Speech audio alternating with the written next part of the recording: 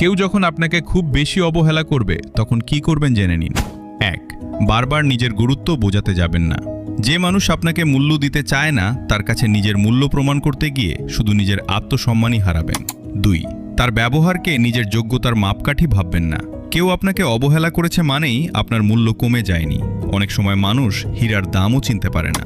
3. যে জায়গায় বারবার অবহেলা পান সেখানে নিজের উপস্থিতি কমিয়ে দিন। সম্মান চেয়ে নেওয়া যায় না, সম্মান অর্জন করতে হয়। যেখানে আপনাকে গুরুত্ব দেওয়া হয় না সেখানে বারবার যাওয়াও ঠিক নয়। 4. নিজের মনকে ব্যস্ত রাখুন। অবহেলা নিয়ে সারাদিন ভাবলে কষ্টই বাড়বে, বরং নিজের কাজ, পরিবার আর ভবিষ্যতের দিকে মন দিন। 5. মনে রাখবেন, সময়ের চেয়ে বড় উত্তর আর কিছু নেই।